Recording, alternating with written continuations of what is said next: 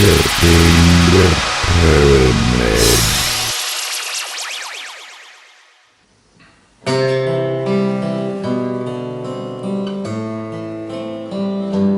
Someone's hiding in the bushes with a telephoto lens, while their editor assures them the means justify the ends. 'Cause we only hunt celebrities and it's all a bit of fun, but the Scousers never buy the Sun.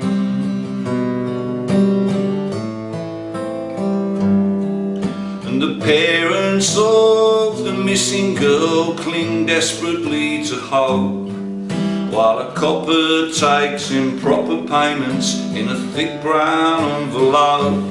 And nobody in the newsroom asks where this information's from, but the Scousers never buy the Sun.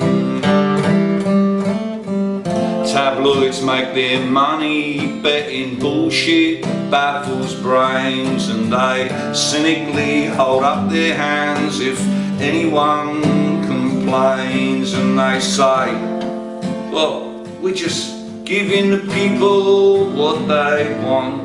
Well, they're crying out for justice, people crying out for justice. And the man they call the digger casts a proprietary eye over what goes on in the gutter and what happens in the sky. And he claims he's fit and proper, the watchdog sings his song, but the Scousers never buy the Sun. International executives, they hang their head in shame, tell us with their hands on heart that the paper boy is to blame. But everyone who loves that kiss and tell, you must share the blame as well. But the Scousers never buy the Sun. Tabloids making millions betting bullshit baffles brains, and they cynically hold up their hands if anyone complains, and just say, look, we're just giving the people what they want. Well, they're crying out for justice, people crying out for justice. In the corridors of power, they all sit down to sup with the devil and his minions, and they ask for his opinions. And the politicians wring their hands and say what's to be done. But the Scousers never buy the Sun.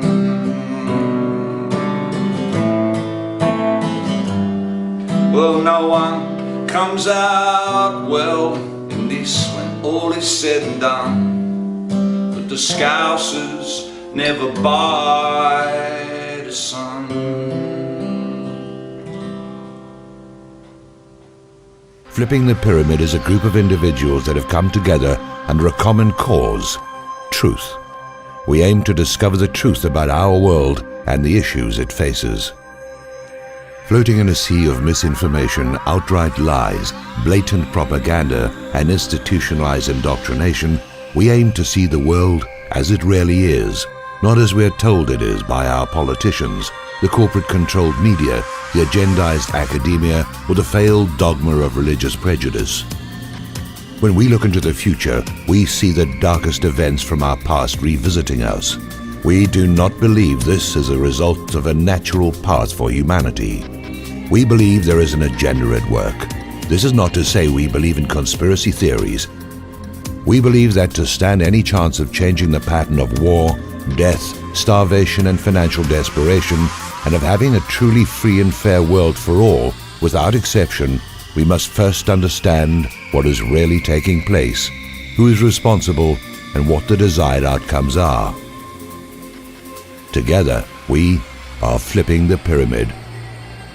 www.flippingthepyramid.co.uk.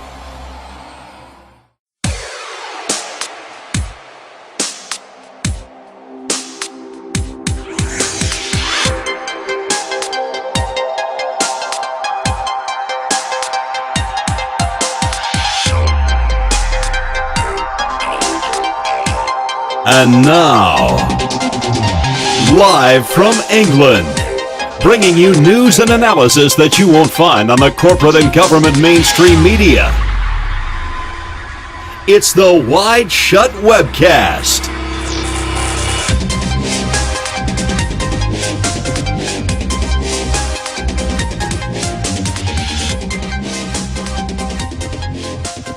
Good evening, you are listening to the WideShut Webcast with me, Keelan Balderson, on FTP Radio.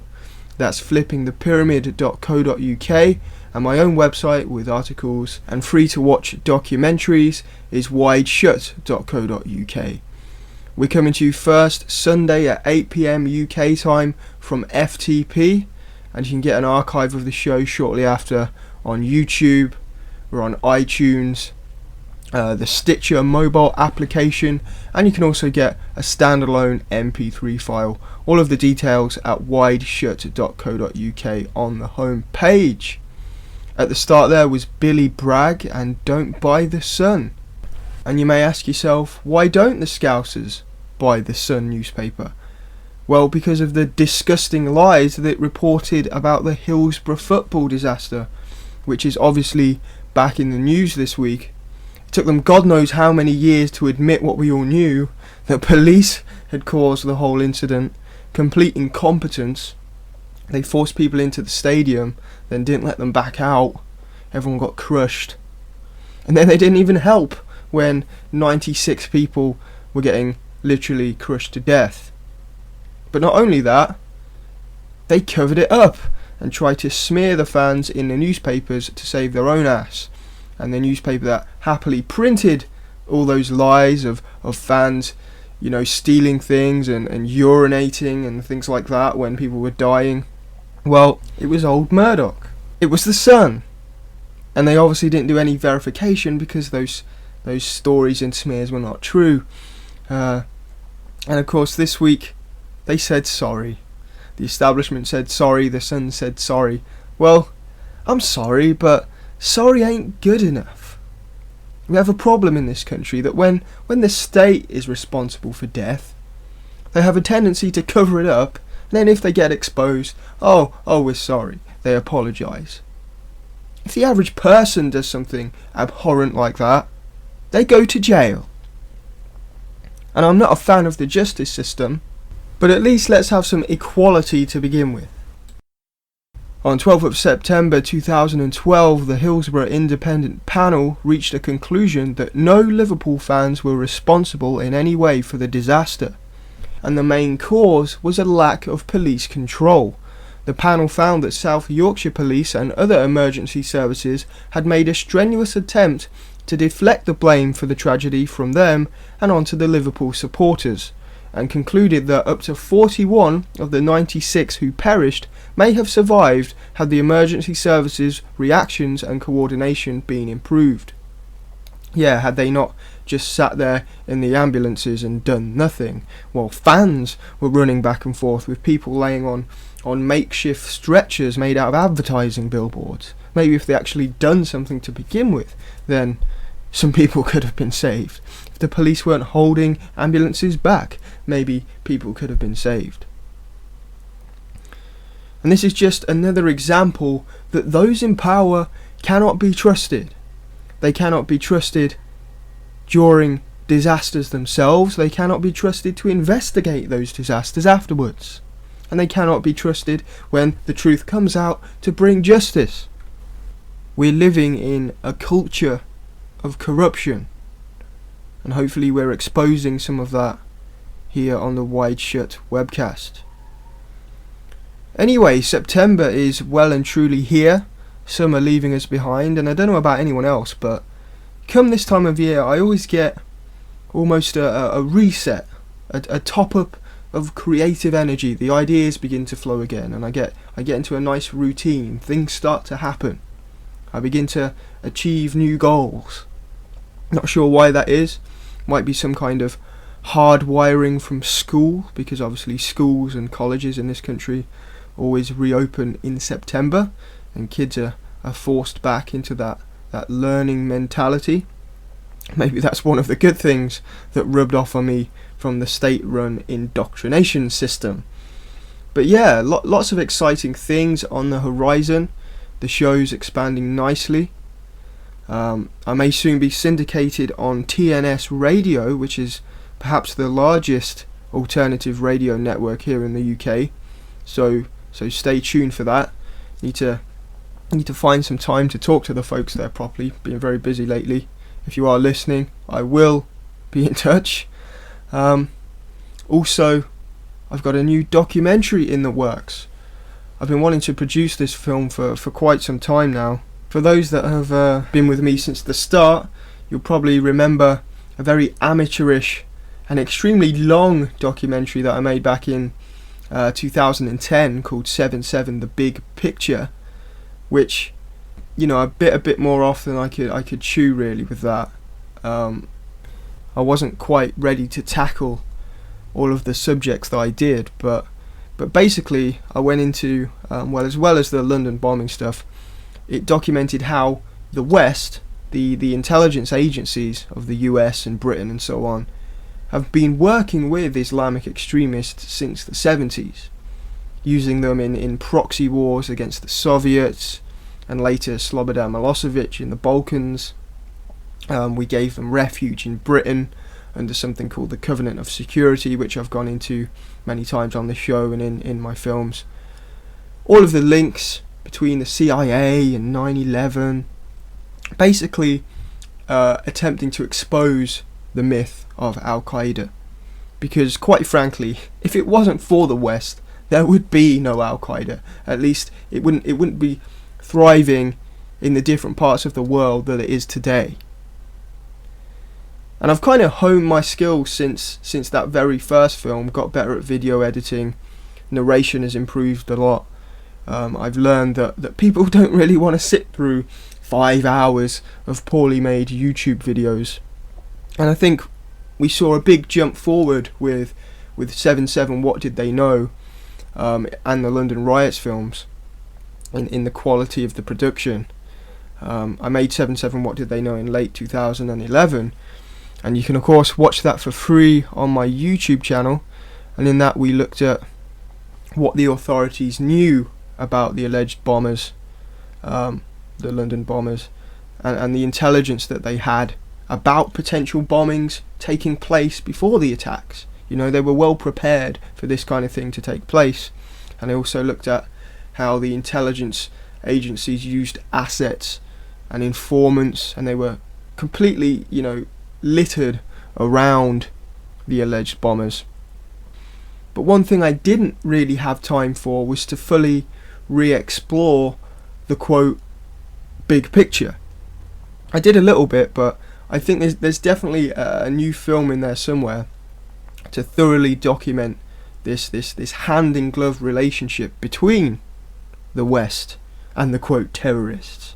You know, we had the whole illegal invasion of Libya, where NATO worked alongside Al-Qaeda linked militants to take out Gaddafi. The country is now under various forms of Sharia law, lots of factions. There's an element of ethnic cleansing, trying to get rid of the African immigrants. You have Al-Qaeda flags flying above courthouses as reported by the mainstream media. And the irony is we're told we helped to liberate the Libyan people. What a joke that is.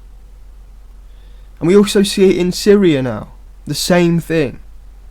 Al-Qaeda terrorists making up the ranks of the quote rebels or activists and murdering innocent people, all with weapons and logistics supplied by MI6, the CIA, France and so on. So the relationship between the West and the terrorists is ongoing, and I want to make a film about that thoroughly documents it all. Because the source information is right out there. They admit it. It's just not necessarily repeated in the day-to-day news cycles, and it never formulates the official rhetoric. Just this week we've had Obama and Hillary Clinton, all of these spin doctors coming out talking about how they're shocked that this ambassador got killed in Libya. How could they do that? We liberated them. This is so shocking. What a bunch of twisted bullshit. You put those militants in power after bombing the country to bits. And even if you claim the extremist elements were just a negative consequence of what you were doing, well, you left the country in that shambles. If you're going to try and liberate the country, don't leave when it all turns to shit. Gaddafi was fighting these Islamic terrorists. And when they took him out and sodomized him in front of the camera that you released to the world, you praised his death. Now you're shocked. Trying to blame it on a YouTube video of Muhammad. Libya has been in chaos for months. But people buy this shit. They're stuck in a mainstream media paradigm that is absolutely false. We're told on one hand that we're fighting a war on terror, we're still in Afghanistan, the US are drone striking Pakistan and Yemen and God knows how many other countries because of supposed Al-Qaeda terrorists. We're spending God knows how much on security at events like the Olympics to protect us from them. We're continually suffering from airport groping and body scanners because of the terrorists. Yet on the other hand, since the birth of Al-Qaeda, right up to today's Syrian conflict, secretly our governments have been working with them. It's an unfathomably hypocritical contradiction, and something the wider public need to know about. And I think with a little help from you guys, we might be able to get a film out there that goes into all this and that can reach some of the public. 7/7 What Did They Know now has 29,000 plus people on YouTube who have viewed it. People have purchased the DVD. It's been shown on Paradigm Shift TV on Sky. The BBC even tried to rope me into doing a hit piece on 7/7, one of those road trip shows, which tells me it's had an effect. Perfect Storm on the England riots, that's now reached nearly 84,000 people on YouTube. My work is now at a standard where people are taking a bit of notice. One of the problems is I don't have the time or money to do a film like that justice. You know, when you're dealing with these kinds of topics, it's not like I can get a young filmmaker's grant from a university, or it's not like I can get funding from the BBC or some kind of DVD distribution deal where it goes out to shops and things. It all has to come out of my spare time for free. I don't know if I've mentioned this on the show yet, but I was actually asked by a production company behind an Olympics conspiracy program for the Olympic Games that's just gone. They asked me to go to Manchester and get paid to be a consultant involved with this program that was to be aired on the BBC. I'm not sure of its status right now, or if it's been on or is going to be on, but you know, I'm 22 years old. Do you know how much of a career starter that could have been? The things it could have led to. I can't take opportunities like that because I want to stick to my morals. And I'm not bitter about it. I don't want to work with them or the BBC or whoever. But if I'm to keep making films and progress with my work, then I need a helping hand. I can't afford to give up my day job anymore without some kind of compensation. You know, I need to think about my future. I need to think about where I'm going to live in a few years, things like that. So, to get to the point, I've launched a donation drive. I don't know if any of you have heard of Indiegogo or Kickstarter or some of these websites. They call it crowdfunding, basically just a snazzy way to say donations. But you list a project, how much roughly you need to get it off the ground, and then people make pledges of $10, $20 or whatever until the goal is reached, and then the project is made. And I've launched a page for the film on Indiegogo, and we've actually got $165 and a silver coin already donated. So shout out and a thank you to everyone that has already contributed. You can find the link in the info box on YouTube. I've pasted it in the chat, and all the details can be found on the main story on wideshut.co.uk. And I'm really encouraged by the quick response from people. Of course, don't feel obliged to donate. I understand the economy sucks. That's why I'm asking for donations. I own websites, and the advertising revenue's gone completely downhill over the last few years. The economy sucks for me too. So obviously, if you're struggling, don't donate or anything. Don't worry about it. The film's going to be absolutely free. Even if nobody donates, I'm still going to make it. But if you can, lend a helping hand. If you want to get this info out there, then please make a pledge. You can donate what you want, or there's 4 predetermined choices that I've put up there. For $5, sorry, it's all in dollars. It's an American website. I don't know, but if you do it through PayPal, it does it automatically. You don't have to, convert your money and all that kind of stuff. But for $5, you'll get access to the finished film 1 week before the general public. So you'll get a private YouTube link, and you can watch it that way. Hopefully, to give it a bit of buzz, maybe you can even point out some errors or something that you're not too pleased about with the film, and within the week I can maybe recut it and put it back up for the general public in a more complete, improved on. But yeah, you get early access to the film if you donate $5. For $10, I'll burn it onto a disc, and you can have a hard copy of it on DVD.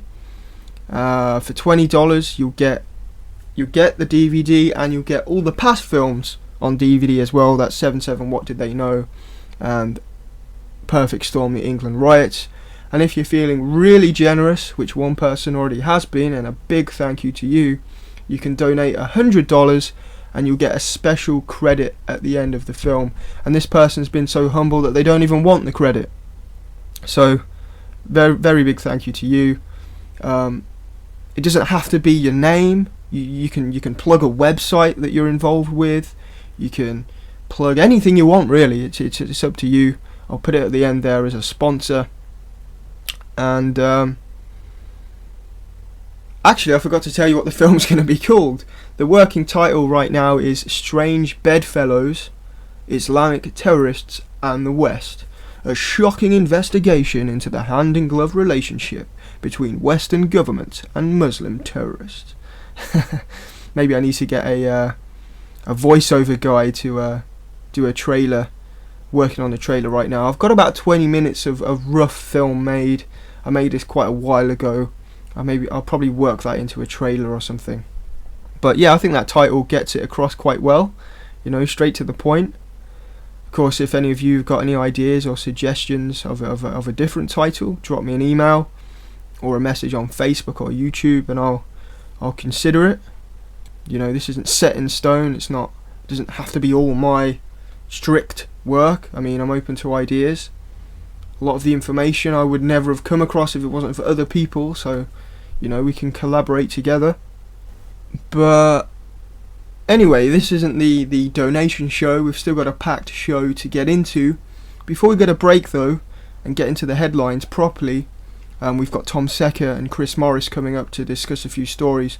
But before we go to break, I want to share with you quite a worrying occurrence. Like I say, I've got this donation page on Indiegogo that explains the whole Strange Bedfellows project, and on that page, I'll quote what it says. This is the description I put. From the Soviet-Afghan war in the 80s to today's conflict in Syria, Western leaders have manipulated and worked directly alongside Islamic terrorists for their own imperialist agendas. Now, I'm not quite sure how it was done. I'm guessing some kind of script or web bot, but because I used the term Syria and donation in the same page, I was flagged by the US Office of Foreign Assets Control and had to provide personal details so they could ensure I wasn't raising funds for the Assad regime, which is absolutely ridiculous. Have these people heard of context, maybe? I mean, is it now illegal to simply utter the word Syria without being investigated by some US department? It boggles the mind. I mean, it boggles the mind that some bloated US agency is wasting money with inaccurate web bots that can't distinguish between donation page for documentary and donations for Assad. As if that's how Assad gets his money anyway, from PayPal donations. It's funny, but it's also quite scary. I was a bit worried for a little while there. I don't really know what my info is going to be used for. I don't know where it's going to be stored. Obviously I'm British, and I got an email today saying everything is fine, carry on, we made a mistake, but who's to say that they aren't still watching? Who's to say they haven't stored me on some list somewhere or contacted the British authorities?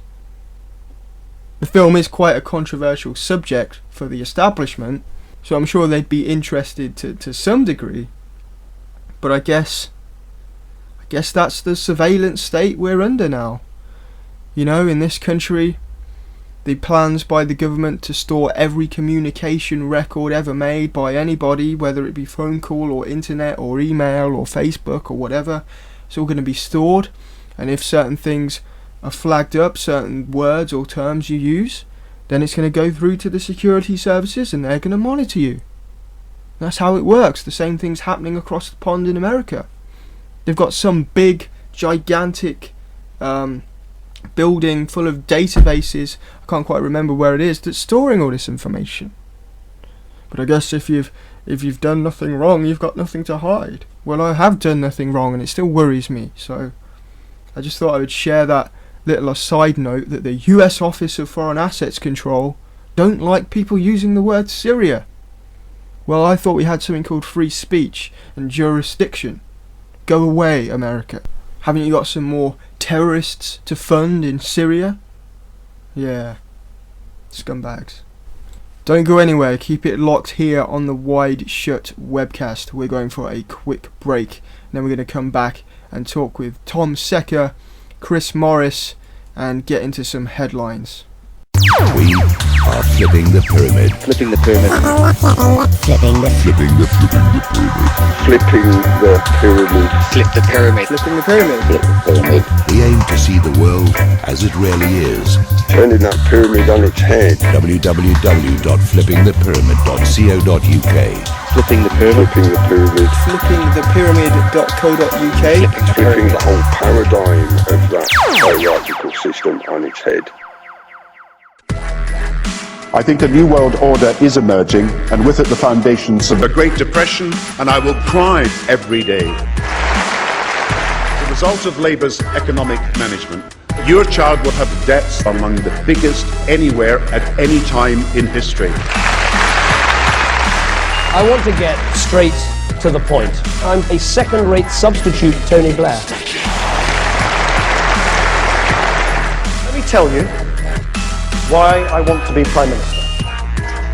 It's because I want to live in a large, very warm house worth over £1 million. We will never change. We are still the arrogant, callous, ruthless, wicked Tories. And do you know what? We won't help anyone. I will skip across the playground and give the money to the rich, and we'd have a new world order. WideShut.co.uk.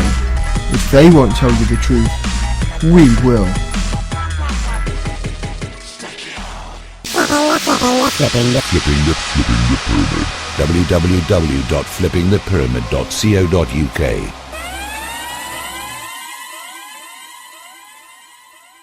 Civilians work tirelessly to advance the interests and values of our nation.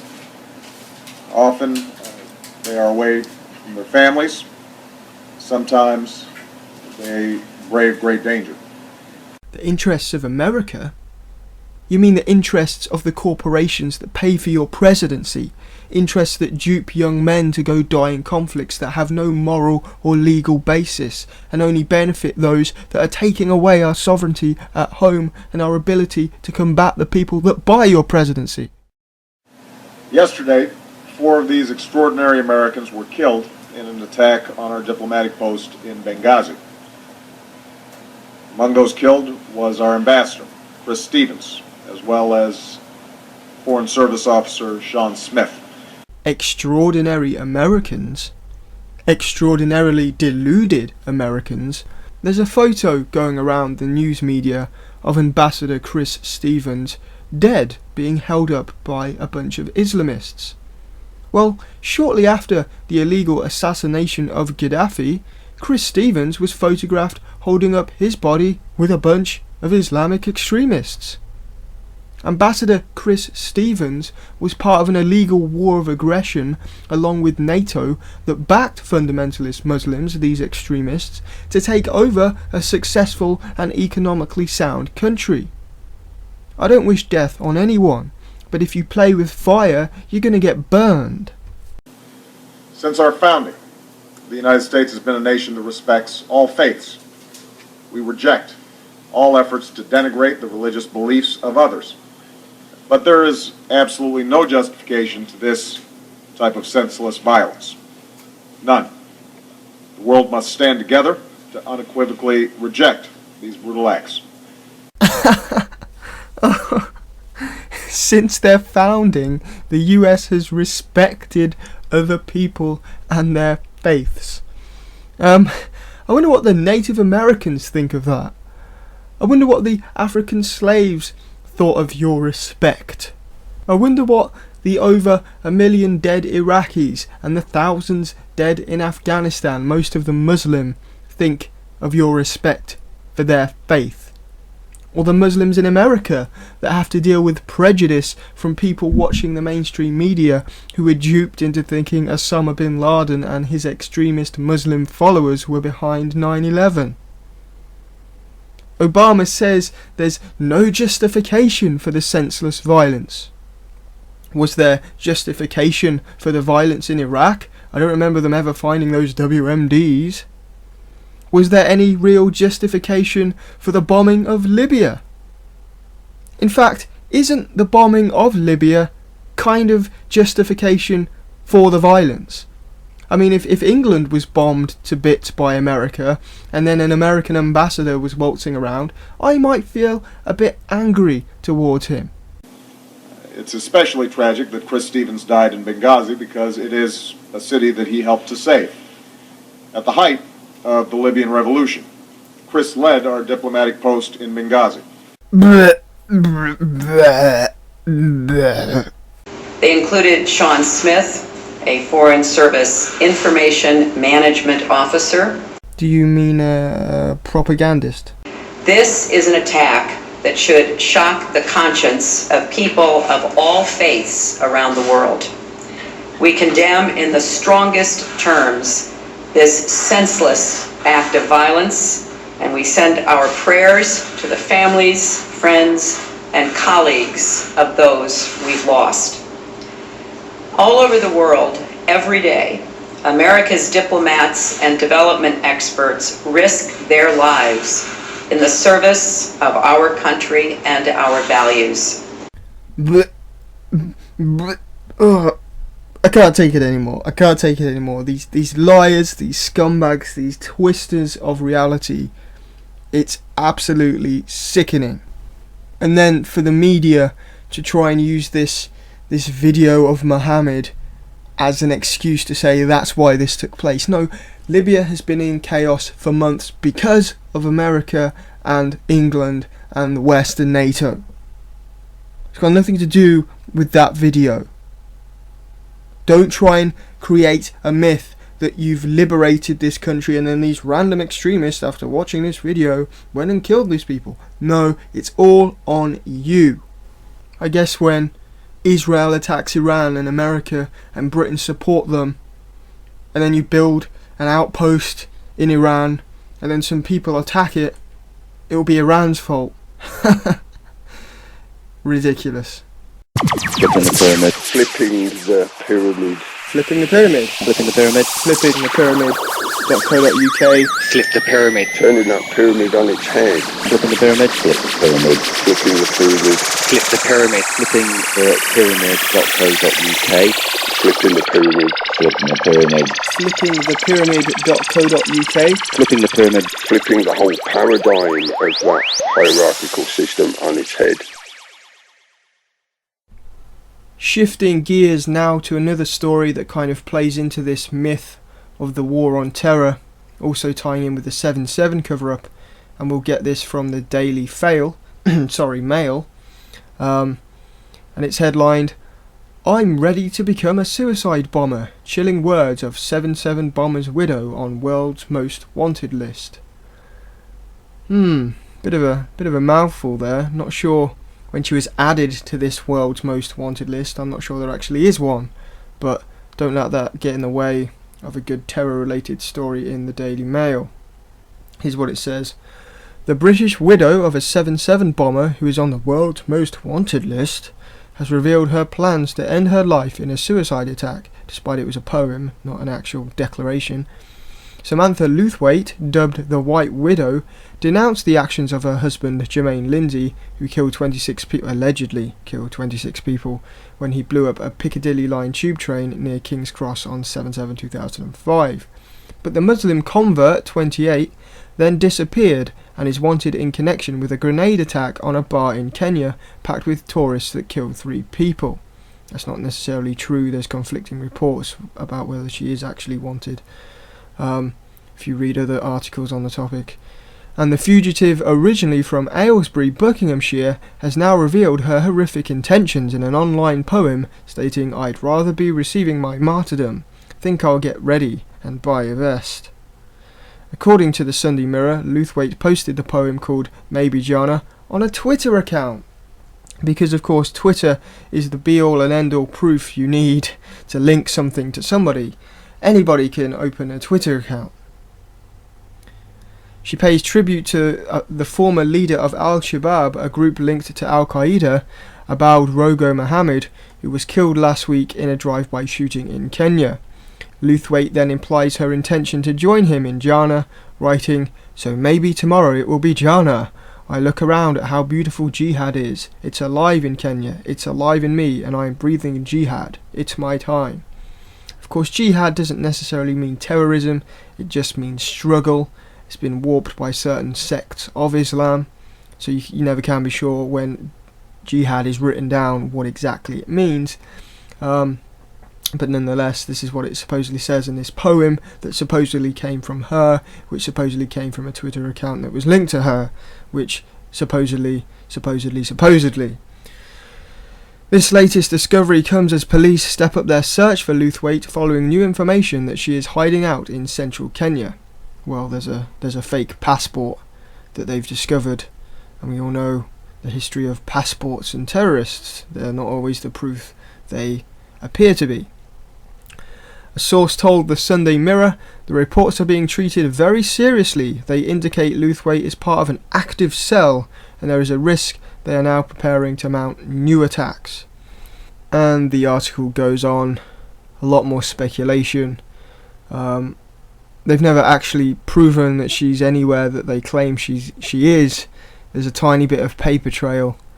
She happened to flee before we got to the house where she was at. Things like that. So not really any conclusive evidence for anything really reported in this article. But let's see what our guest has to say on the topic. We're joined on the line now by Tom Secker of InvestigatingTheTerror.com and producer of 7/7 Seeds of Deconstruction and 7/7 Crime and Prejudice. Welcome back to the show, Tom. Hello again, Keelan. Good to be talking to you.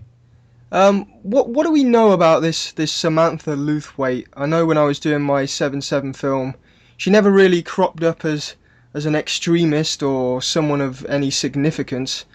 She didn't believe that Jermaine Lindsay was involved in 7/7. She was demanding DNA evidence and things like that, and she condemned the attacks.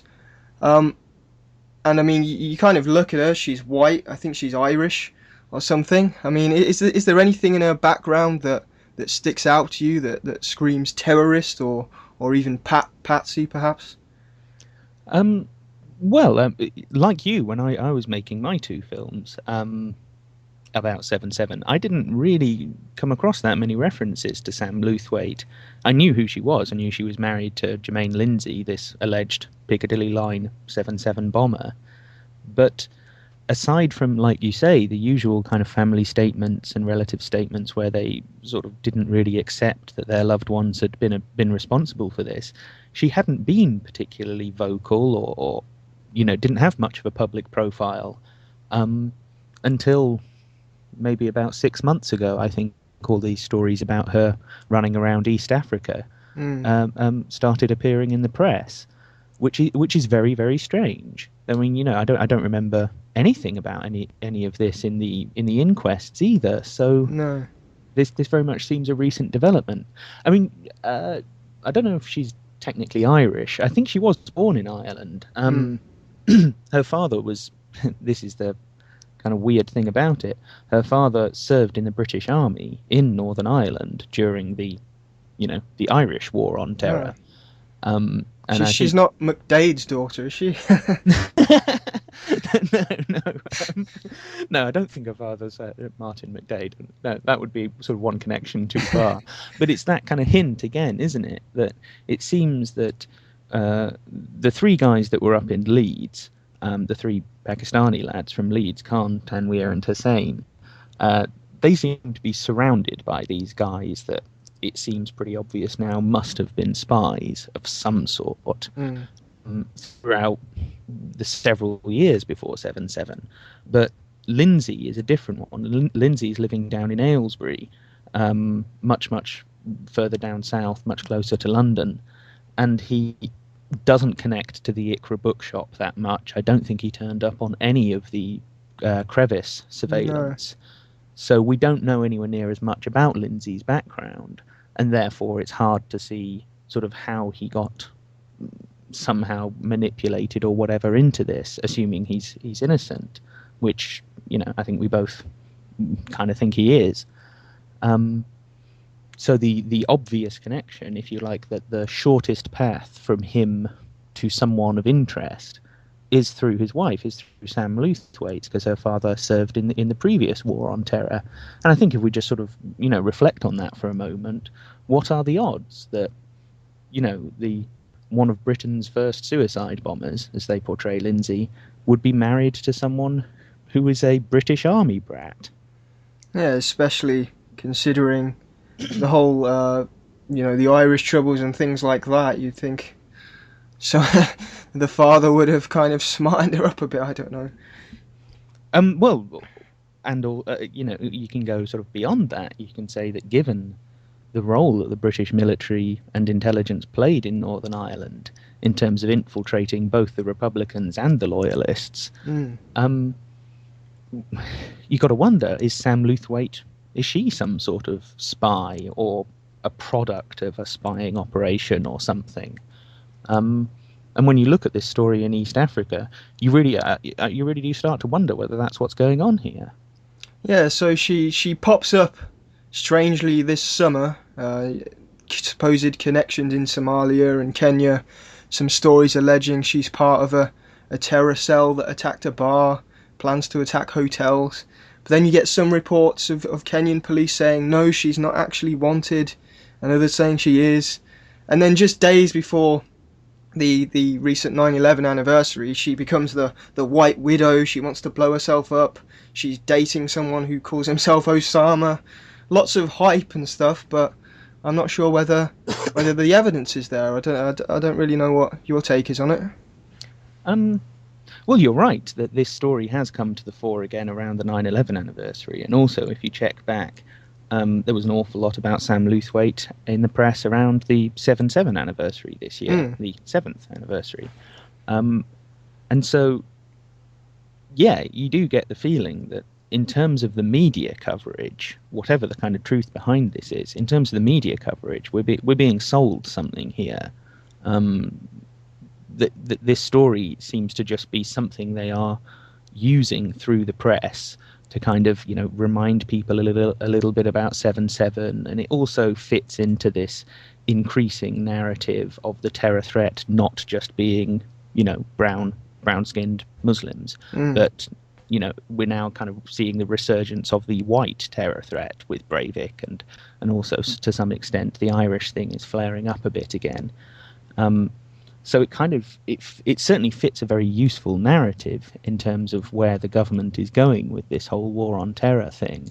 And I agree with you completely. There just doesn't seem to be very much evidence backing this up. It's all sort of rumor and implication, and where's the beef in this story? If she's actually involved with this Al-Shabaab terrorist group, then what's the information backing that up? If they were actually involved in this bombing at a bar, where's the evidence for that? Why isn't that being fed to us through these media reports?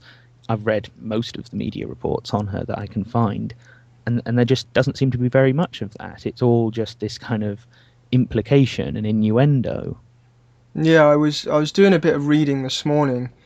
Some of the first information was, postings on the internet, somebody claiming to know her, things like that. Then there's this passport that crops up, but it's a fake passport, and it's not conclusive that it's actually hers. And if it's a fake passport anyway, there's nothing stopping someone from making a passport. So there's nothing really conclusive. Well, and of course, aside from terrorists, who is it that go around doing things like faking passports? It's the security services. Yeah. But also even beyond that, isn't there the latest part of this story, as you say, that came out in the days before the 9/11 anniversary? Like you say, that she's supposedly wants to become a did you say a white widow? Is that the Chechen, the name for the Chechen suicide bombers? I'm not sure, but apparently that's her nickname now. Right. I think that comes from, what did they call them? Black widows, the female Chechen suicide bombers. Anyway, and this is apparently based on some poetry she wrote and things like that. That this is what they're on about. And that's pretty thin on the ground, isn't it? Someone writing a poem, someone maybe writing a couple of things on an internet site. That doesn't add up to very much. And again, if you think about this in terms of the alternative narrative that she is some sort of spy or product of spying, why might she be writing poetry and writing things on the internet? Well, for all sorts of reasons. So certainly there's kind of two diametrically opposed ways, I suppose, of interpreting this Sam Lewthwaite story. There are other ways of interpreting it, but in a choice between those two, I'd opt for the one that this looks like some kind of covert op. And something that kind of rings alarm bells for me, I was reading an article about it this morning, and they were saying, the cell that she was in, they found explosive material exactly the same as that used on 7/7. And I'm like, well, do we know exactly what they did use on 7/7? Well, the answer to that question, that rather rhetorical question, no, they don't. Because they said, at the inquest especially, Clifford Todd said they didn't find any trace of the main explosive at any of the explosion sites. So they don't know what explosive was used. And this whole story about it was the same explosive as used on 7/7 is kind of like the story with the shoe bomber. They love pulling that meme out of the bag that, this was the same explosive used by Richard Reed, the shoe bomber.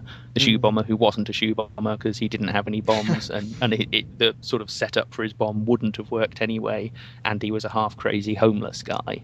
I mean, it's another one of those terror plots that just doesn't add up to much, but they love kind of just that little flick of it was the same explosive, or it was the same kind of attack as planned by such and such a cell.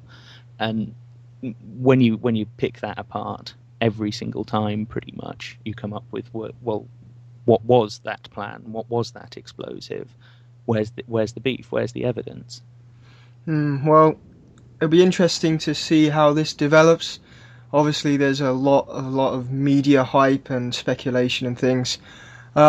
Thanks, Tom, for shedding some more light on the story, and we hope to talk to you again sometime soon. Thank you, Keelan. Cheers. That was Tom Secker of InvestigatingTheTerror.com, producer of 77 Seeds of Deconstruction and 77 Crime and Prejudice. We'll be back after this quick break to talk about some more headlines, and we'll also be chatting with Chris Morris about the Eurozone. Don't go anywhere. Flipping the pyramid.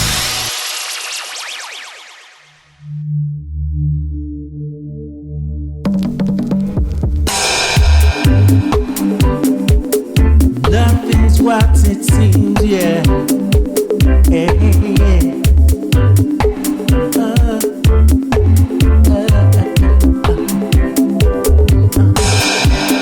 Terrorism strikes again. Usual suspect gets the blame. Responsibility is plain, but nothing's what it seems. There's not a scrap of proof around.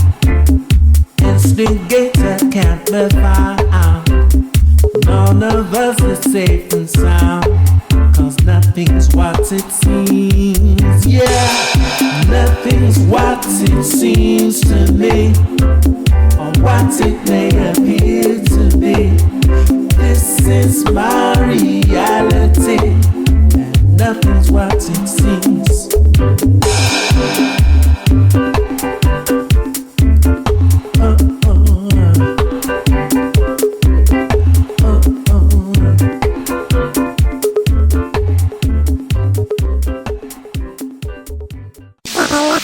Flipping the pyramid. www.flippingthepyramid.co.uk.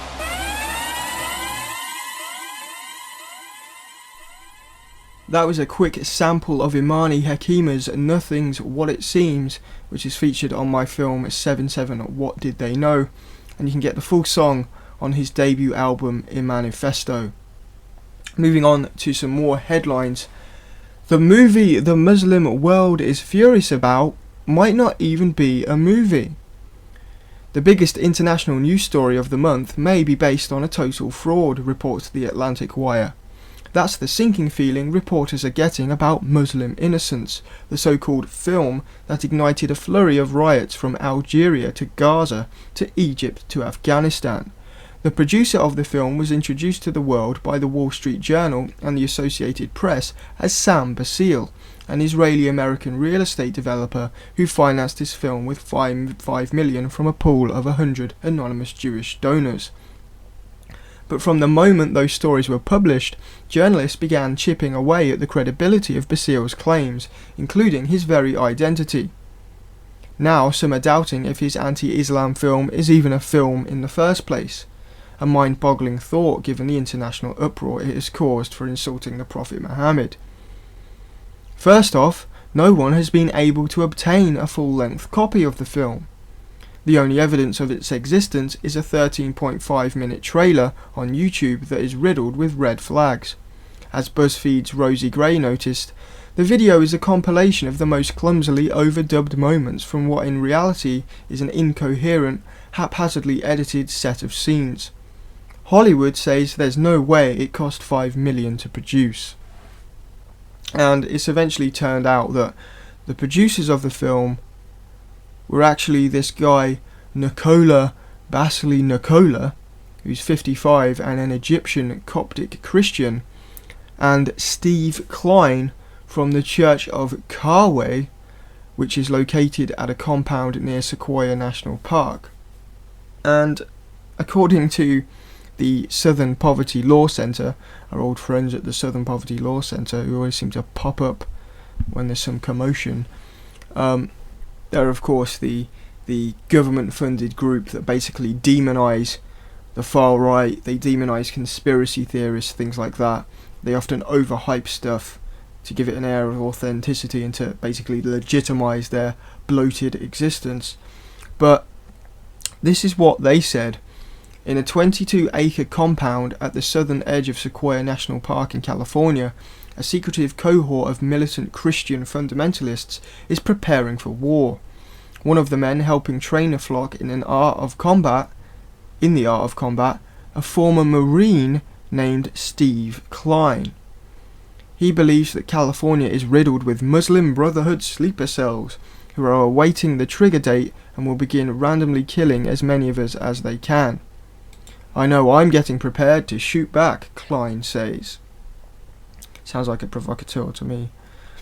At the head of the church at Carway is Pastor Warren Mark Campbell, who sees yet another enemy on the horizon, the New World Order, that chimera of the conspiracists who populate the resurgent anti-government patriot movement.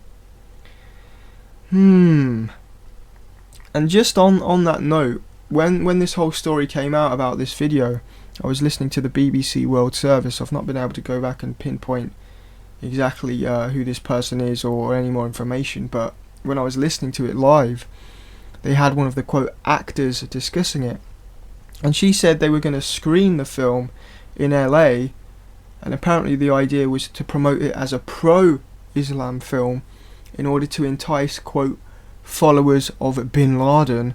They wanted like followers of Bin Laden to turn up, and she didn't know what was going to happen next, and the BBC kind of speculated, but it sounded like some kind of entrapment to get some Muslims there for these quote right-wing crazy Christians to do something to them. Now, there's a lot of possibilities here. Obviously this is all still under investigation, and there's a lot of info in loads of different directions, but when I hear about the far right and the New World Order being thrown in there, and that this church, who has, you know, a high-ranking member who's an ex-Marine who helped with this film, an ex-Marine, and it's kind of a Christian cult that hang out in a compound, and then we get all this media hype, and the Southern Poverty Law Center are all over it.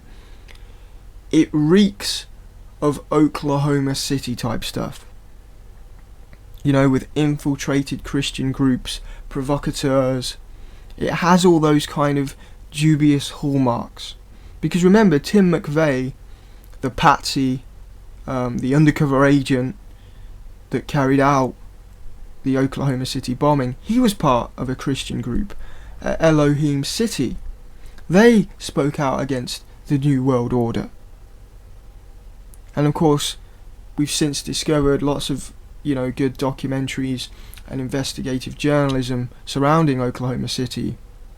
We discovered that the Elohim City Christian group was actually full of undercover feds. And we know basically that the bombing was a false flag, partly to demonise the growing right-wing militias, before we jumped over to the Al-Qaeda boogeymen. And what I think we're seeing now is we've had the whole Al-Qaeda boogeymen and 9/11 and all the false flags and crap that went along with that.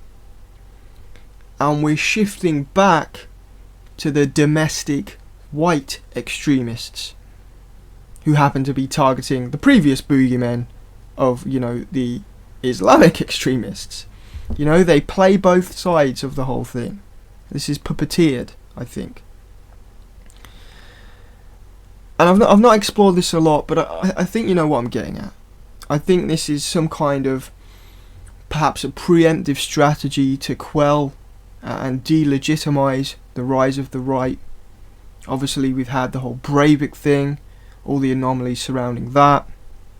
It all just stinks to me. NATO and the Western governments, I think, are up to something. Is this a new Operation Gladio, where instead of blaming the false flags on the left, they're now blaming, you know, the false flags on the right? Often during times of economic crisis, it's the right, the hardline right, that rise up.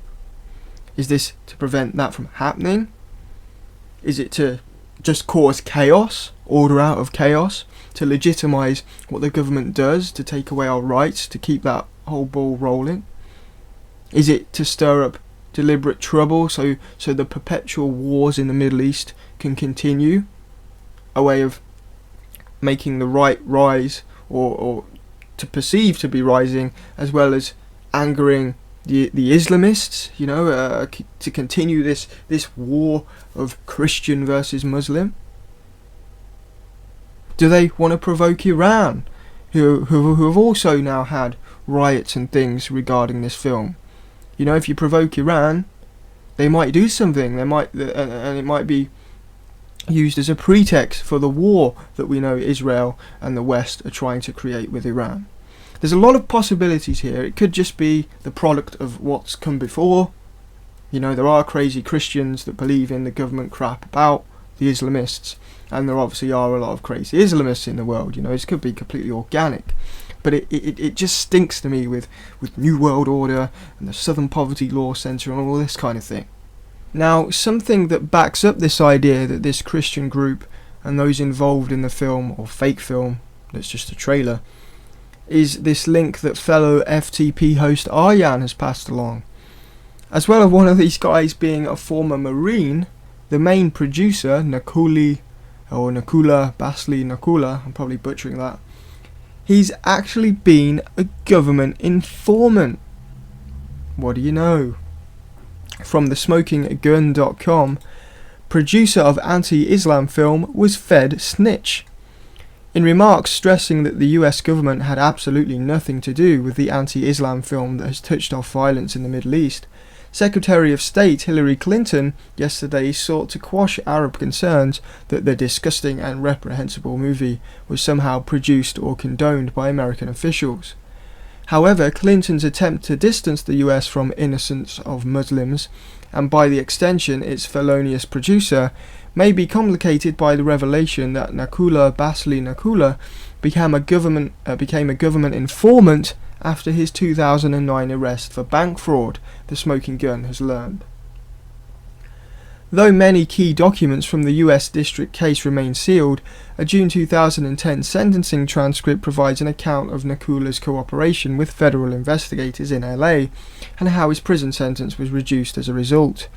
Nakula, 55, was arrested in June 2009 for his role in a check-kiting ring that stole nearly $800,000 from 6 financial institutions by using stolen social security numbers and identities. Nakula was named in a 6-count felony indictment accusing him and unnamed co-schemers of perpetrating the bank fraud. Denied bail, Nakuli, a married father of 3, was locked up in a metropolitan detention centre when he began cooperating with the Justice Department and federal agents. During a series of debriefing sessions, Nakula provided investigators with a detailed account of the fraud operation and fingered the man who allegedly headed it. And he basically was a snitch.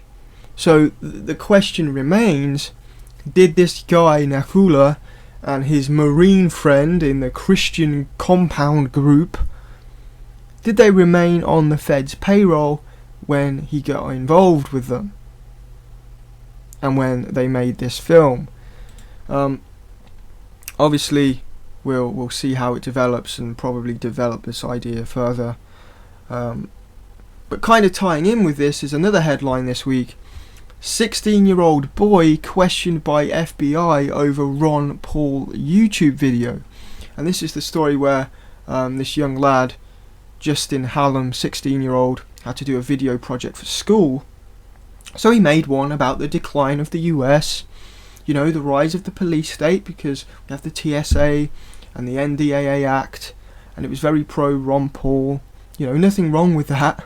He got an A grade for the video, but afterwards the FBI visited his home.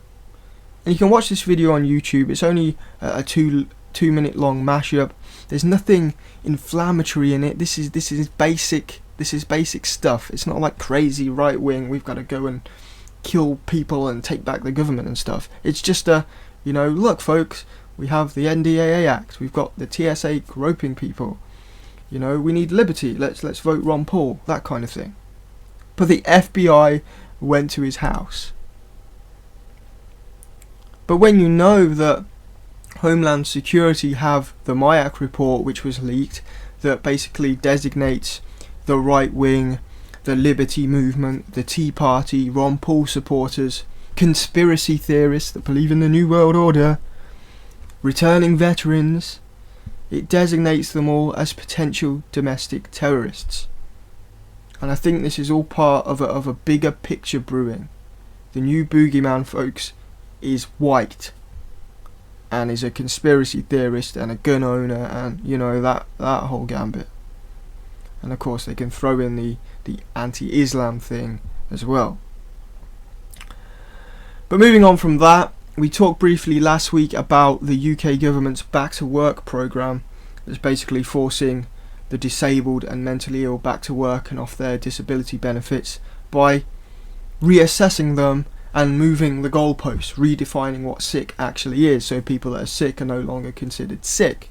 You know, government now owns definitions, they own language. And we've got a couple of stories on that front this week. First one, workfare must not lead to a job, say guidelines. So, we've discussed this scheme before where there's a loophole in the government Back to Work programme that allows companies to take people on to do a job for free. And they're only paid their job seekers allowance benefit, which is only a tiny amount. You can't live on it.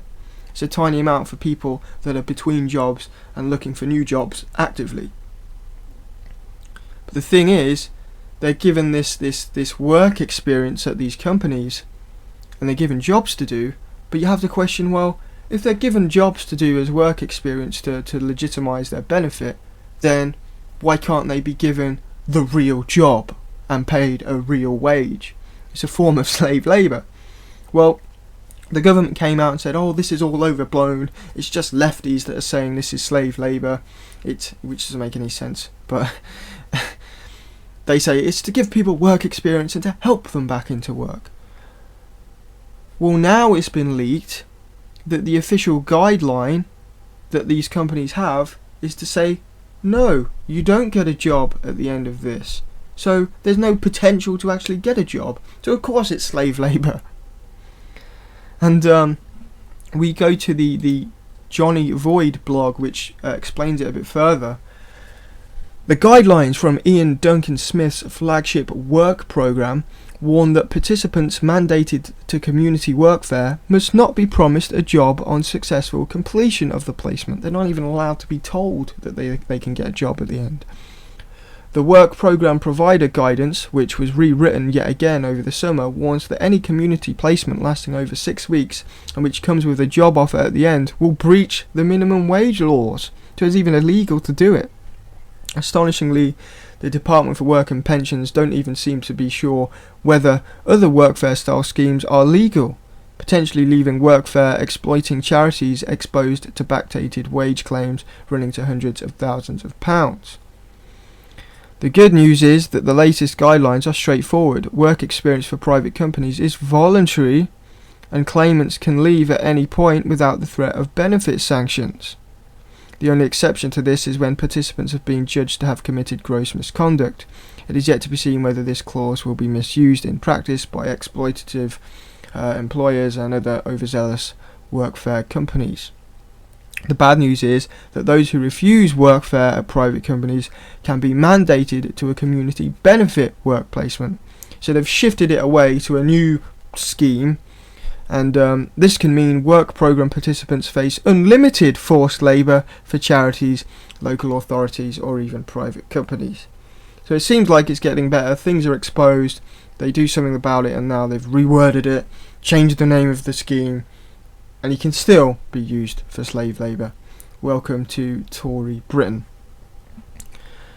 A related story on liberalconspiracy.org. Former Paralympian denied benefits for not being disabled enough. It was a running joke during the Atos-sponsored Paralympic Games that athletes would soon have their benefits cut off for being too capable. Sadly, this has become the grim reality for one Paralympian. who had been told that he isn't disabled enough to receive benefits despite only having one leg. Wayne Fisher, who played for the Great Britain wheelchair basketball team in 1996, applied for disability living allowance after losing his position in a customer service role earlier the year. Fisher has taken temporary positions that involve standing up for long periods of time, which caused painful abscesses to develop, and he now requires surgery. He cannot currently wear his prosthetic limb. But the Department for Work and Pensions has now told Wayne he isn't eligible for the allowance, even though he was previously granted it in 2005. Yeah, because they're widening the goalposts and redefining what fit for work actually means. So if you're half dead and your legs hanging off, oh, you're fit for work. Shall we play the video? Shall we play that video? Let's play that video. The medals tonight will be presented by the Right Honourable George Osborne MP, Chancellor of the Exchequer.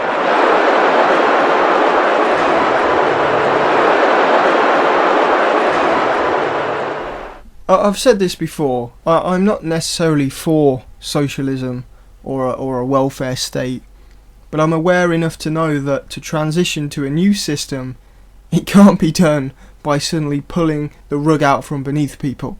You can't give them a welfare system and then say, oh, sorry, it's gone now, because they'll just fall into poverty and problems. And it's not like the Tories are trying to create a free market, a libertarian utopia.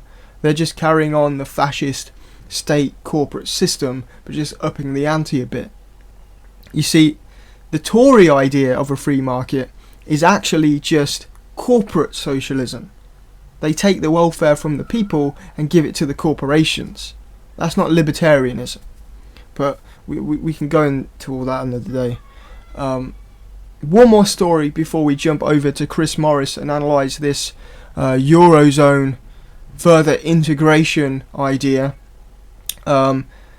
And this is that man 51 with Down syndrome suing NHS after a do not resuscitate order was put in his files without family consent. And this kind of reeks of eugenics, doesn't it? A man with Down syndrome is to sue an NHS hospital after a do not resuscitate order was allegedly put on his file without his family's knowledge. A note on the 51-year-old's medical record said he should not be revived if he had a heart attack or stopped breathing, apparently on the basis of his disability.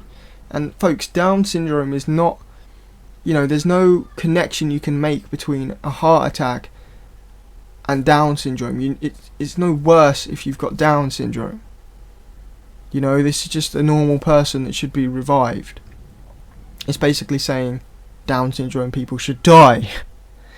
Completely bizarre, and hopefully just a one-off mistake. You'd hate this to be a policy that's being pushed or whatever. His family said they were not told about the DNR order, despite visiting him almost daily during his 3-week stay at the hospital. Let's hope the person that did that is going to jail, because that's like Dr. Harold Shipman kind of stuff. And I know a lot of people are against, just to branch off here, I know a lot of people are against the privatisation of the NHS, and it's a hot button issue here, and people see it as evil corporations that are going to exploit people and charge really high prices and stuff, which probably will happen. But for me, full privatisation of the NHS would actually probably make it more efficient. Because what we have right now is rationed healthcare based on a bankrupt government. They have bloated, broken computer systems that were never fully completed and don't work properly. Everything's rationed. People are, it's just not working. You get the postcode lottery on things. But if it was fully opened up to a competitive, and that's the key word, a competitive free market, instead of a corporate monopoly granted by the government, if it was within the proper free market, which doesn't exist, we could actually get a lot better system. I've had a lot of family members in and out of hospital for a lot of years, and I've experienced firsthand through that the NHS does not work currently. And this socialist dream that it's some kind of utopia that the world envies, it's not true. It's broken. It doesn't work. It needs to be opened up to innovation and competition. It needs people to compete to provide the best service instead of this bloated government kind of top-down system. Now, obviously, this quote privatisation that we're seeing is not actually privatisation. It's a quasi-quango, bullshit that probably will end up making it worse. I don't know, but I just thought I would make the point that privatisation of the NHS properly might not be such a bad idea. Because if you're going to tell me that the NHS is wonderful and it works, then I'm going to say you're full of shit. When my mother is sent in for an operation 5 times in a row to check if she's got cancer for a tumour in her neck to remove it, and 5 times in a row they say, oh sorry, we can't do it today, go home, and they don't even call her the next day, so when she comes they say, oh sorry, we can't do it again today, go home. It's not working, folks. Or when your nan's laying there in her own mess and they've not even diagnosed what's wrong with her, and she's sitting there dehydrated and delirious with food on the floor that no one's cleaned up, we know it's not working. So I just thought I'd share that with people. The preceding announcement has been paid for by the New World Order.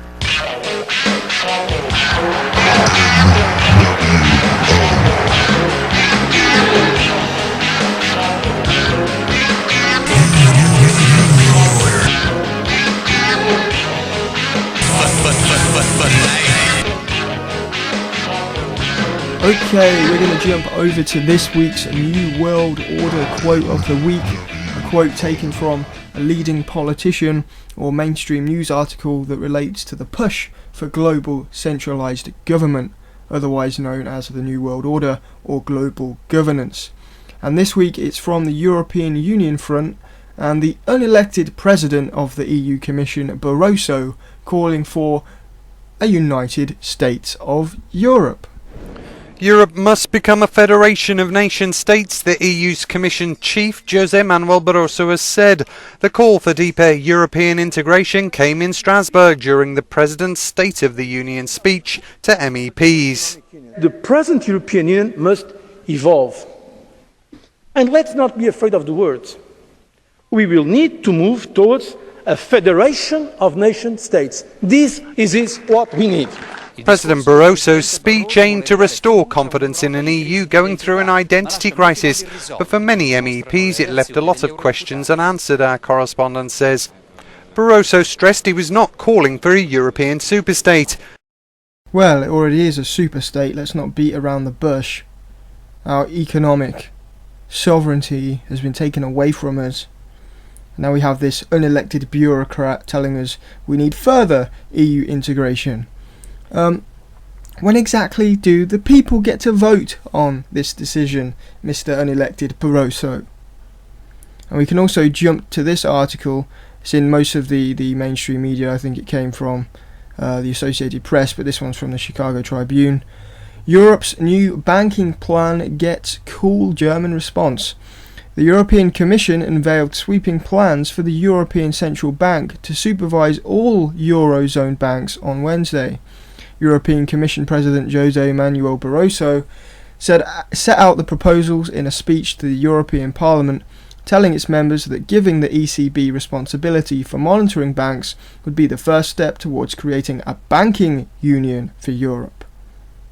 We need to move to common supervisory decisions, namely within the euro area, Barroso said in his speech. To talk more about this story, we're going to go over to Chris Morris. Chris is the author of Hostile Takeover, the Anglo-American Establishment and the Emerging Global Corporate State. Welcome back to the show, Chris. Thank you very much. Nice to be here. Now, having written and warned about this ever tighter world order, what do you make of Mr. Unelected Barroso and this further integration of the EU? The quote that sticks out: we need to move to common supervisory decisions. What about the decisions of the people? What's your take on this, Chris? Well, it's ironic that he's used this terminology, common supervisory decisions, Because if you go back to October 2008, Barroso met with Sarkozy and Bush. And this was covered by multiple media, but there's a BBC article entitled US to Host Global Finance Summit. And it says within this article, the Europeans want the meetings to pave the way for talks on an overhaul of the world's financial regulatory systems. Mr. Barroso said European nations had taken swift action to tackle the squeeze in the financial markets, but stronger and more effective global action was now required. And he said, quote, "We need a new global financial order." So he's been pushing for the integration of these European and global financial markets and regulatory bodies for quite some time. This article also mentions Bretton Woods, but I'll come back to that later. Barroso's a frequent Bilderberg attendee, and interestingly enough, I found an article, a very recent article from the 6th of September this year. It's on a website called Public Service Europe, and it's entitled EU Commissioners Attend Secret Bilderberg Summits on Expenses, if you want to look it up. And this article says, according to the event's official website, participants attend Bilderberg in a private and not an official capacity, although according to Commission President Jose Manuel Barroso, the three people from the European Commission were indeed representing the Brussels executive. Responding to a question, Barroso said that the travel's expenses incurred were paid by the Commission as for any mission. So not only has he attended Bilderberg, but he defends European commissioners attending the meeting as being there in official capacity and for their expenses to be provided by that legislative body. Typical. Yeah. So because of WikiLeaks releasing some of the minutes, we can now actually go back and look at some of the things that were said at Bilderberg. We know a little bit more than we did. I think they released about 5 minutes.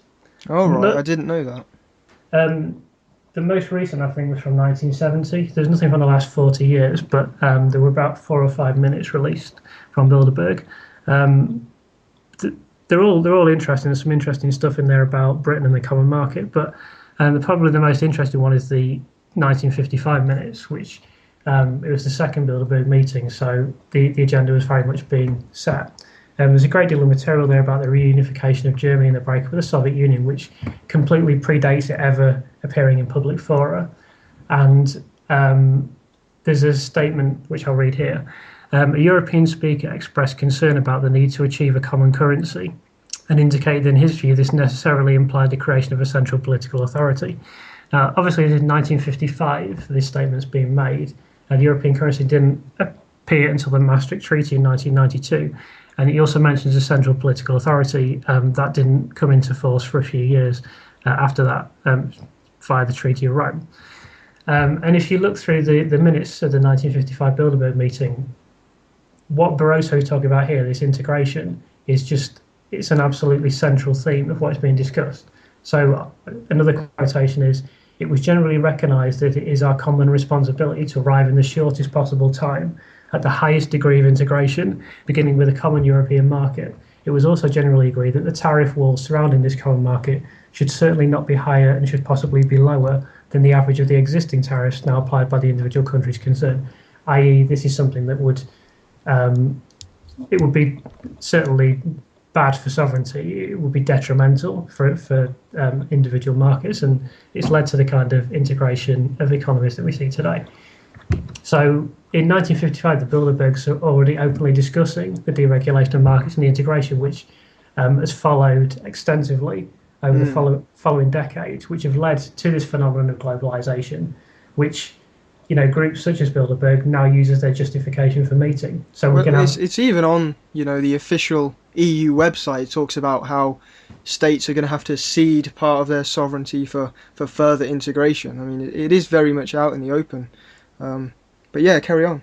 Yeah, it's not a secret anymore. And if you see something like not the election, the appointment of Mario Monti in Italy, if you just take a little time to look at the background of him, then you're seeing exactly, it's very much a bankster-led country now. And this is happening all over Europe. So you've had the Bilderbergers, of which Barroso is an active contributor, pushing this stuff for decades. And they're part of what I call an elite policy network, along with Council on Foreign Relations Trilateral Commission, which were both derived from the Royal Institute of International Affairs, or Chatham House as it's sometimes referred to.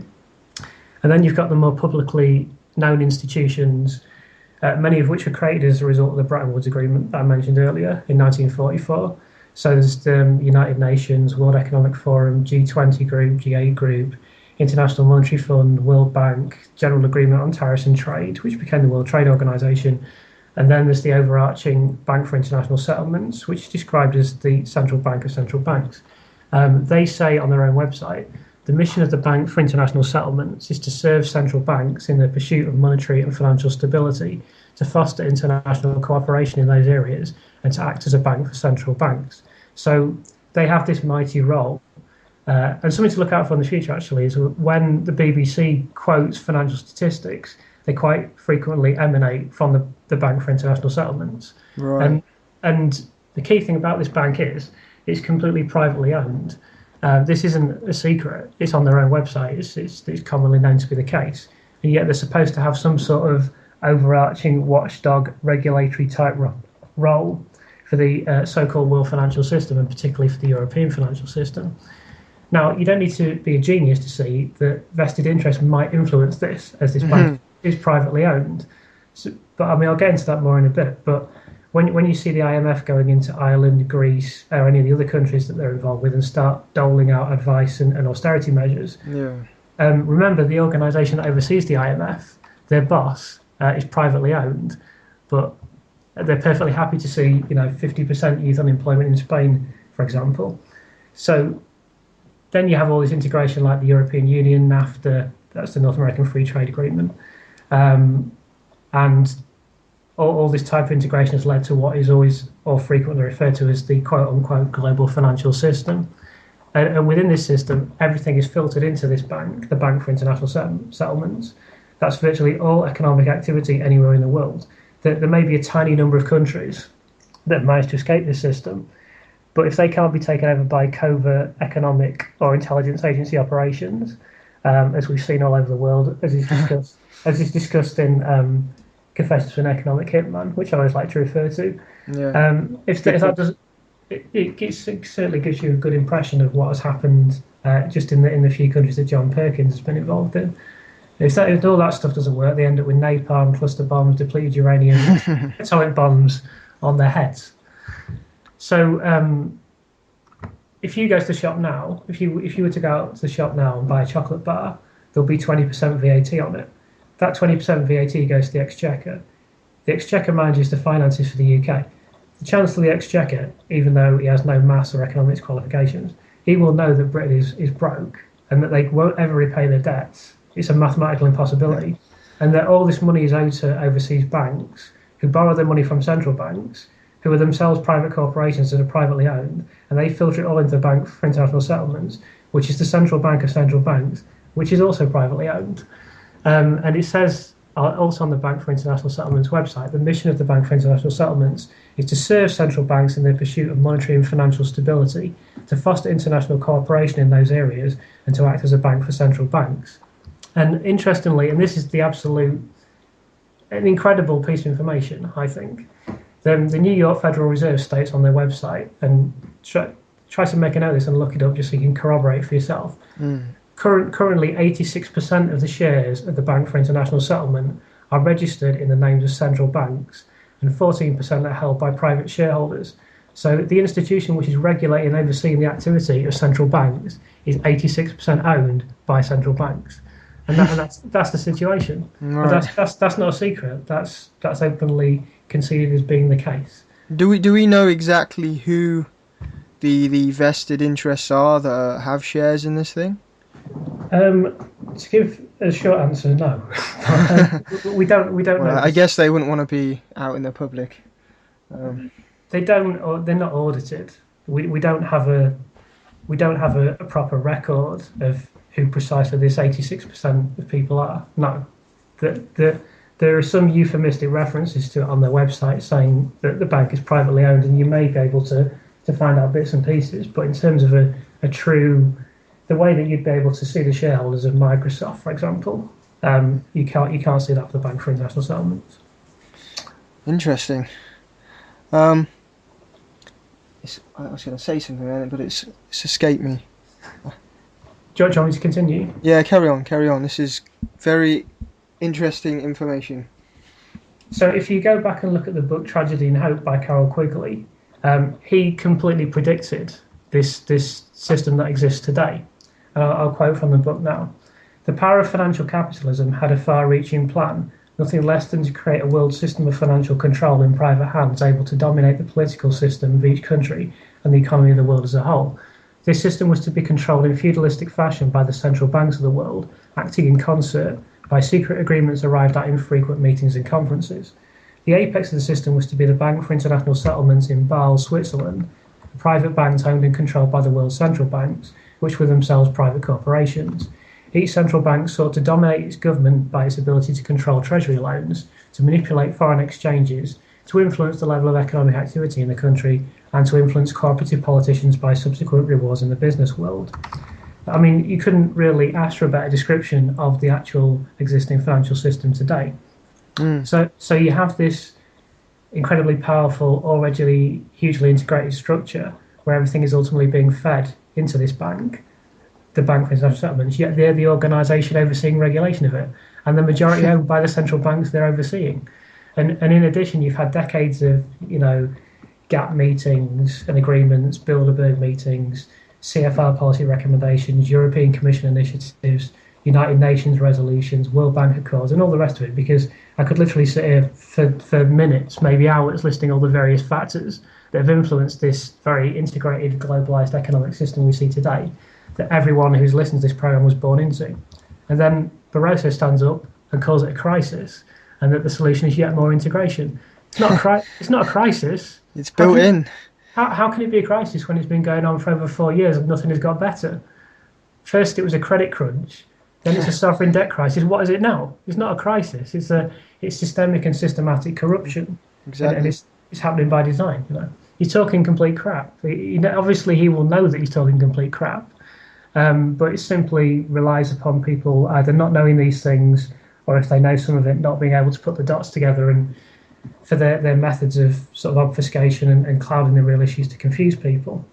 But it's quite a interesting time to talk about the integration of financial system and in this way, because the Federal Reserve announced yesterday that they're doing QE3, and Bernanke's saying that the Fed's going to inject $40 billion every month into the American economy, and that they're going to try to stimulate the housing market, stimulate growth in the housing market, which is exactly what happened in Britain, where there was a massive housing bubble, and then people take equity out of their homes, and it creates the illusion of wealth, but it's a total disaster in the long term for the currency. Just false growth. Yeah, it's an illusion of real wealth when all you're doing is taking credit out of a bubble, and then when the bubble bursts, all the people that don't own their home or bought their home at the wrong time get completely screwed. Yeah. Well, do you have a solution to this? Is there anything we can do, do you think? If I had a simple solution, then I probably wouldn't be sitting here now. But, I mean, the best thing you can probably do for yourself, if you have a modicum of savings, is to invest in some form of commodities. And generally, for example, gold and silver is the simplest small-scale commodity that people can invest in on a small level if you've just got a small amount of money in the bank. Beyond that, it's obviously very difficult to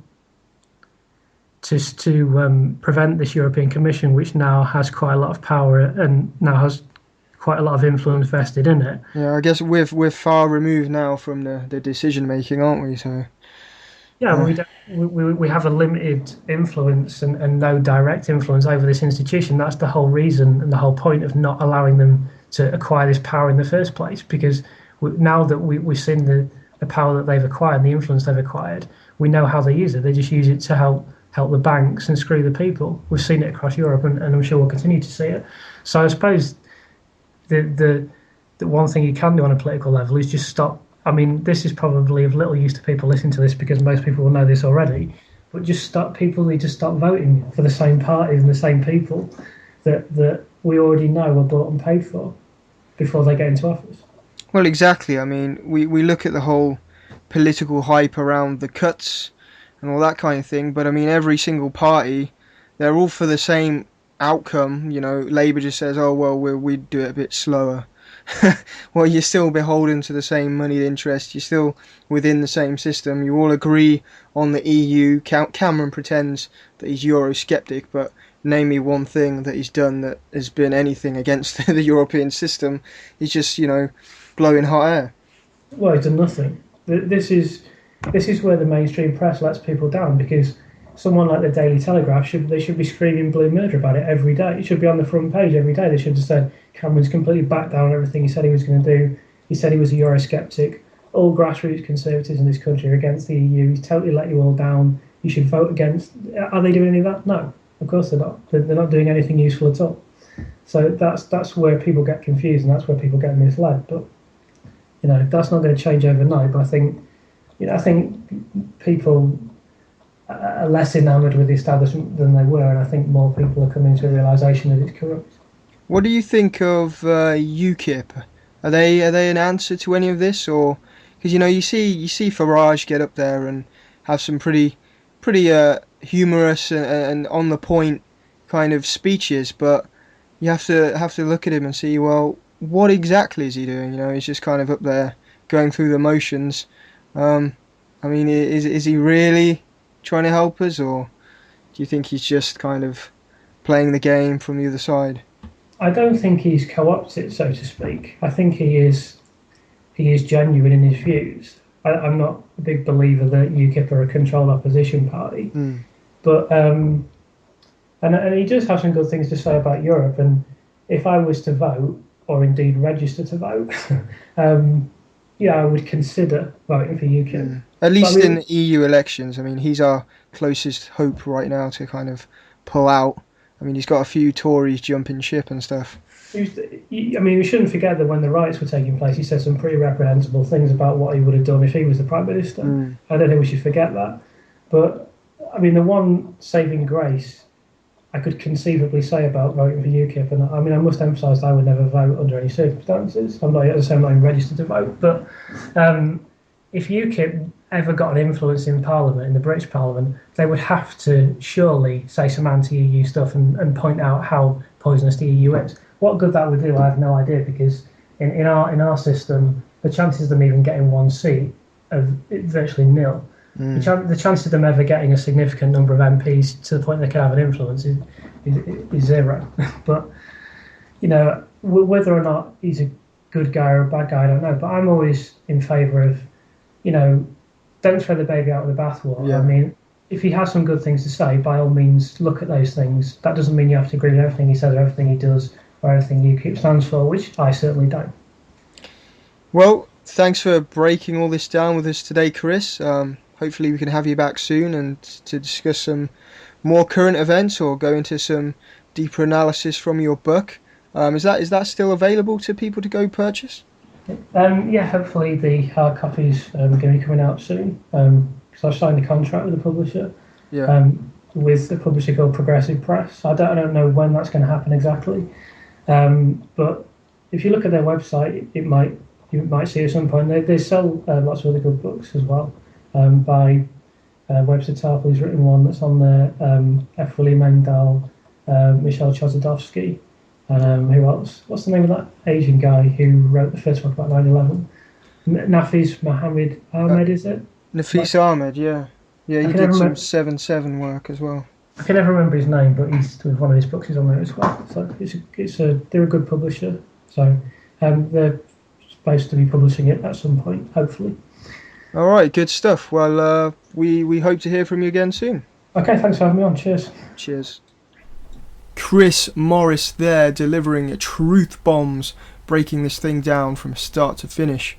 I wasn't actually aware that it was WikiLeaks that leaked that 1955 Bilderberg summary report of the minutes. Of course, we've gone into here before that Etienne d'Avignon also let slip that it was Bilderberg that created the euro currency. And of course the irony is not lost on me that Bilderberg's founder, Prince Bernhard of the Netherlands, was a Nazi, and it was the Nazis that wanted to rule a centralised European superstate. I guess his dream is slowly coming true.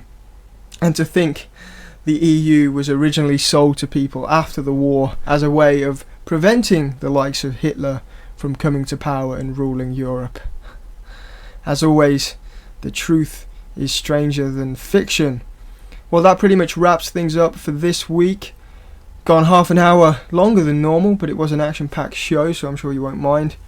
Remember, if you'd like to donate to the new film, or for anything to do with the show, go to wideshut.co.uk.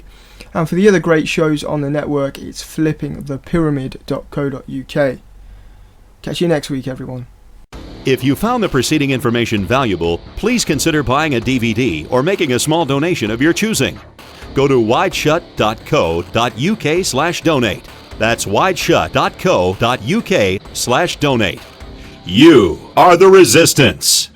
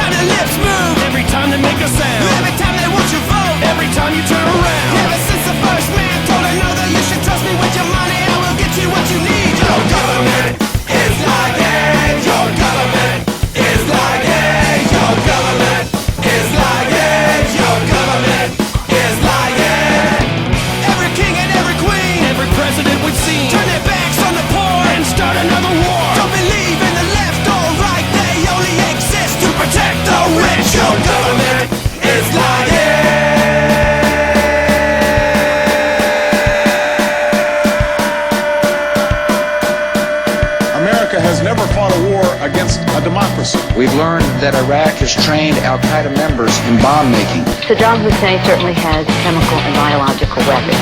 We want to make sure we have the highest level of transparency. I take the Constitution very seriously. We were attacked from Afghanistan. We don't torture people. I'm talking Gulf of Tonkin. I'm talking JFK. I'm talking 9/11. That'll never go away. I don't wanna know what they put in the water. I'm talking your genocidal slaughter. I'm talking about a one world currency. I'm talking about the banks running everything. I'm talking America Incorporated sold down the river in 1913. Your government is lying. Your government is lying. Your government is lying. Your government is lying. Your government lies. We are flipping the pyramid. Flipping the pyramid.